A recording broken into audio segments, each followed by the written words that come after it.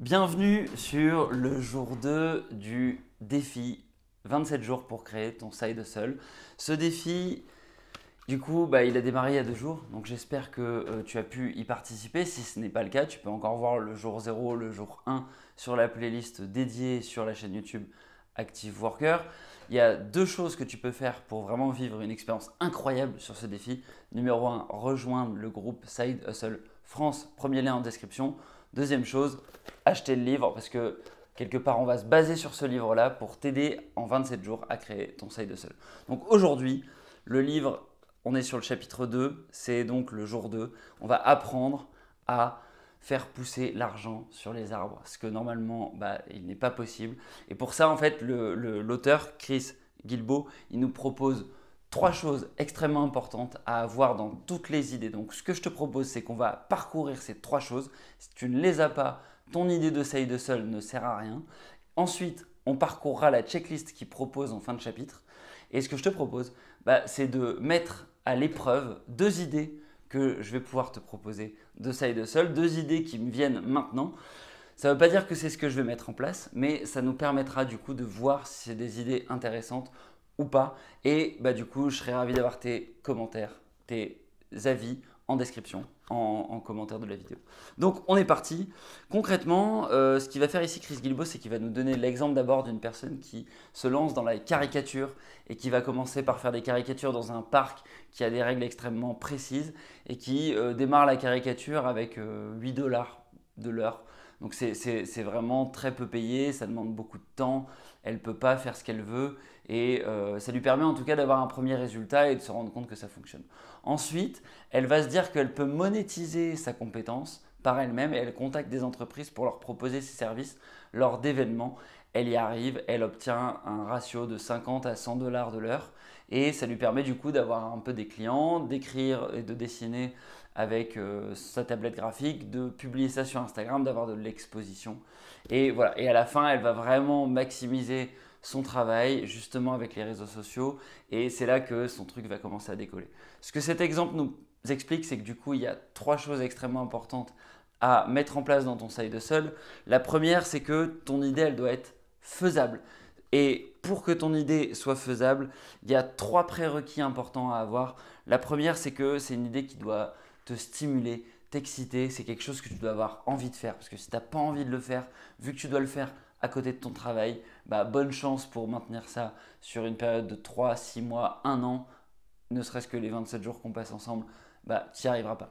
Deuxième point, il faut que cette idée, elle te rapporte de l'argent de manière un petit peu évidente. Si ce n'est pas le cas et que il n'y a pas cette notion d'argent, c'est pas la peine. C'est une passion, c'est un hobby, mais ça n'est pas un side hustle. Tu mets l'idée de côté. Et numéro 3, il faut que tu puisses le faire de manière très très rapide. Il faut que quand tu aies fini la vidéo, tu aies envie de le faire. Tu aies quelque chose d'actionnable tout de suite. Tu décroches ton téléphone, tu sors dans la rue et tu es capable de le faire tout de suite. Ça, c'est la faisabilité, c'est ces 3 principes-là. Numéro 2, tu as besoin que ton idée, elle soit profitable. Ce que ça veut dire, c'est qu'une idée profitable, c'est quelque chose que tu vas pouvoir rentabiliser sur une période de moyen long terme. Par exemple, une idée qui n'est pas profitable, c'est une startup. Pourquoi une startup, ça n'est pas profitable? Parce que tu es censé avancer énormément d'argent, tu as une structure de coût qui est énorme, tu lèves de l'argent, c'est pour ça qu'on parle de levée de fonds. Et donc, cet argent, tu es censé le rembourser et tu ne vas pas faire de l'argent rapidement avec ton side hustle. Tu t'inscris inéluctablement avec une startup dans une perspective moyen-long terme.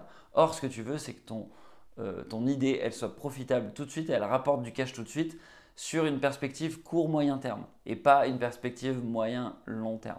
Donc, il faut que ce soit rentable et il faut que du coup, ton idée, elle soit intéressante et que quelque part, le bénéfice de ton idée, on l'entende dès la première phrase. Il faut que quand tu évoques ton idée de side hustle, tout de suite, on comprenne que ça va rapporter quelque chose à quelqu'un et que ça sera suffisamment intéressant pour qu'il mette de l'argent dedans.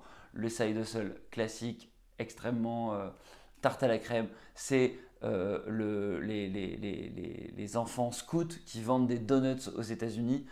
Le side hustle, il est évident. C'est la nana, elle sort où le mec il sort du supermarché, il voit un enfant qui propose un donut et il se dit bah ouais, je suis obligé de lui donner parce qu'il est tellement mignon.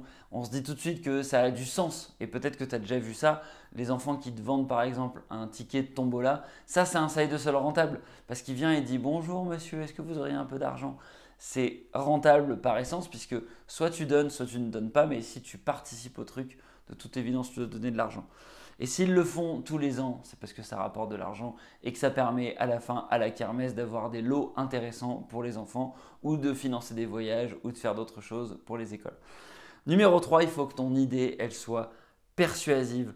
Et ce que ça veut dire, c'est que ton idée, il faut qu'à la fin, ça rejoint cette idée de bénéfice qui soit évident, mais il faut aussi que ton idée, tu puisses la faire dans une période de temps qui soit courte et que les gens tout de suite ils soient convaincus par ton idée. Donc ce que je te propose, c'est qu'on parcourt une partie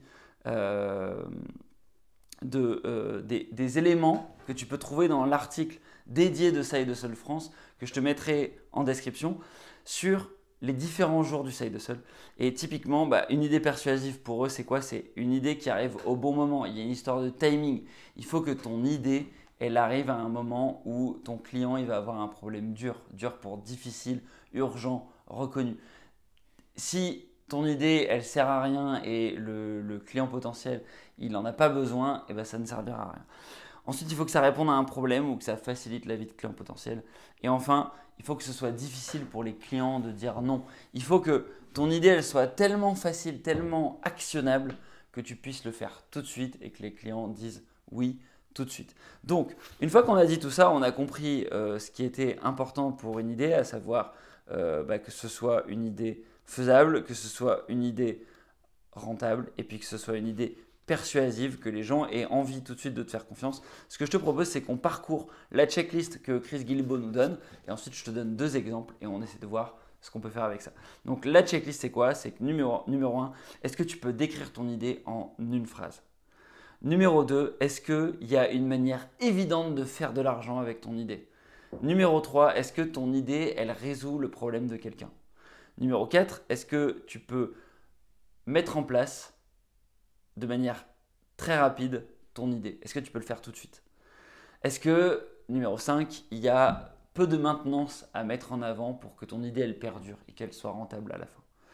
Et puis, numéro 6, est-ce que tu peux rendre ton idée récurrente? C'est-à-dire est-ce que ton idée, tu vas pouvoir la faire, la refaire, la refaire pour qu'à la fin, tu aies des paiements récurrents?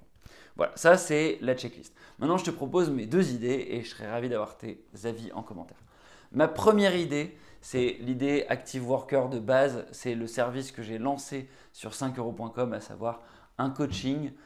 Alors, j'ai lancé 2 services. Il y avait un coaching sur l'orientation, un coaching sur les entretiens. On va prendre le coaching sur les entretiens. Est-ce que cette idée de coaching sur les entretiens, on peut la résumer en une phrase? Oui, je vais t'accompagner sur tes entretiens. Je te propose un service où on s'appelle, on réfléchit ensemble à quel est l'entretien pour lequel tu postules et moi je vais t'aider à phraser les bonnes choses et je vais te poser un certain nombre de questions. Je vais te faire travailler pendant 1 heure et au bout d'1 heure, je te ferai un feedback sur ce que tu dois améliorer pour avoir le job auquel tu postules. Si tu ne suis pas cette structure-là et que tu n'as pas mes feedbacks, potentiellement tu as moins de chances de réussir à avoir ton entretien. Est-ce qu'il y a une manière évidente de faire de l'argent là-dessus? De toute évidence, il y a 5euros.com, c'est quelque chose que j'ai déjà expérimenté. Mais est-ce que je ne pourrais pas booster la chose? Et ça rejoint l'idée 4, mais avant on va répondre à la question 3. Est-ce que cette idée, elle résout les problèmes des gens? Oui, de toute évidence, parce que les gens, ils n'ont pas l'habitude de s'entraîner aux entretiens. C'est quelque chose d'extrêmement stressant. Et donc, ils sont contents d'avoir quelqu'un qui leur donne un feedback sur leur capacité à faire la bonne interview, une bonne présentation. Est-ce que je peux trouver une idée de mettre en place cette idée rapidement? 5euros.com, c'était une bonne idée, mais le problème, c'est que c'est un petit peu trop livré à la plateforme. Et quelque chose auquel j'ai jamais pensé et que cette question me suggère, est-ce que je pourrais pas appeler tous les services alumni des écoles à Paris et leur proposer tout simplement de faire une conférence gratuite sur le top 10 des idées pour réussir son entretien d'embauche et proposer en fin de conférence ce coaching-là en mettant en avant ce que j'ai déjà réussi à faire. Ça, je pense que ça me prend juste 1 heure d'appeler plein de services alumni et c'est quelque chose que j'ai jamais fait. Je pense que je pourrais activer ça. Est-ce qu'il y a peu de maintenance à mettre en place? Bah oui, parce que à partir du moment où j'arrive à générer un flux d'élèves qui viennent vers moi, j'ai juste à avoir le temps pour les recevoir. Par contre, effectivement, est-ce que j'aurai le temps toutes les semaines? Ça, c'est autre chose. Est-ce que je peux être payé plus d'une fois pour cette idée? Bah oui, de toute évidence, dès que j'ai ce flux. Après, cette idée, elle pourrait évoluer de la même manière que les caricatures en une formation ou en un service de template de questions ou une formation pour apprendre. Enfin bref, on pourrait faire évoluer ce service-là, mais d'abord, il faudrait peut-être le faire scaler un peu plus là-dessus. Donc ça, c'est la première idée. Je serais ravi d'avoir ton feedback en commentaire. Deuxième idée, c'est acheter un parking pour une place de voiture, le diviser en mettant de la peinture sur le sol et faire en sorte qu'il y ait des motos qui puissent se garer dessus. C'est une idée un peu tarte à la crème dans le milieu de l'entrepreneuriat en ligne où tu peux trouver ça. Mais c'est quelque chose que j'ai envie d'expérimenter à Paris et je me dis que ça peut faire un bon side hustle. Alors est-ce qu'on peut tourner, on peut présenter cette idée en une phrase? De toute évidence, tu as une moto ou un scooter et aujourd'hui la législation t'oblige à payer ton emplacement quand tu vas au travail. Avec ma solution, potentiellement, plutôt que de te prendre des amendes de 90 euros ou je ne sais pas quel est le prix de l'amende à Paris, tu payes 45 euros par mois et tu pourras avoir un emplacement dédié pour toi. Est-ce qu'il y a une manière évidente de faire de l'argent avec? De toute évidence, je vais louer la place de parking. Est-ce que cette idée résout un problème pour les gens? Oui, puisque maintenant, je t'informe que si tu n'es pas au courant, c'est payant les emplacements pour les 2 roues à Paris. Est-ce que je peux rendre cette idée actionnable très vite?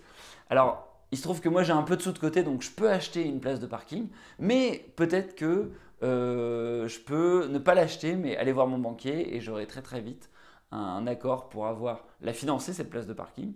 Donc tout ce que j'ai à faire, c'est visiter une dizaine de places de parking et choisir celle qui me paraît la plus intéressante et trouver une manière de financement. Donc ça prend plus de temps que l'histoire des entretiens, mais c'est faisable. Et c'est faisable aussi par des gens qui n'ont pas forcément beaucoup d'argent, puisque par définition, une place de parking à Paris, ça vaut entre 10, 20, 30, 40, 50 000 euros maximum. Et c'est nettement inférieur comme financement par rapport à ce que tu pourras avoir avec un appartement, qui coûterait entre 2, 3, 400 000 euros. Bref. Est-ce que tu as peu de maintenance avec cette idée? Oui, puisqu'une place de parking, c'est pas comme un appartement. Tu n'as pas des énormes travaux à faire. Tu as quand même moins de frais. Et est-ce que tu peux te faire payer de manière récurrente? Oui, de toute évidence, une place de parking. Une fois que c'est financé, une fois que tu présentes ce dossier à la banque d'une place de parking qui fonctionne avec 3 motos dessus, à la fin, la banque, elle va être capable de te prêter une deuxième, une troisième, une quatrième fois et elle te suivra parce que tout simplement, tu es en train de lancer une activité qui fonctionne et qui est rémunératrice. Voilà, donc j'ai fait l'exercice jusqu'au bout avec 2 idées que j'aimerais bien essayer de tester sur ce projet-là. Peut-être que dans la suite du livre, on verra d'autres frameworks pour tester les idées. Là, c'est vraiment la base de la base, ces 3 points-là. Est-ce que c'est faisable? Est-ce que tu as envie de le faire? Est-ce que c'est rentable? Et est-ce que c'est persuasif? Est-ce que de toute évidence, il y a des gens qui sont capables de mettre de l'argent maintenant? Ou alors est-ce que c'est une grande vision que de toute évidence, il n'arrivera pas? J'espère que cette vidéo t'a plu. J'espère que tu vas pouvoir partager ça en description avec nous, en commentaire, tes idées et que il va y avoir des tas de débats. Et si tu n'as pas envie de le faire sur YouTube, tu peux le faire sur le groupe Facebook. Encore une fois, Side Hustle France, le groupe de Dimitri. Il y a une communauté qui est on fire pour répondre à tous ces sujets-là. Et j'espère que du coup que tu en feras partie. Sur ce, je te dis à la prochaine. Ciao, ciao.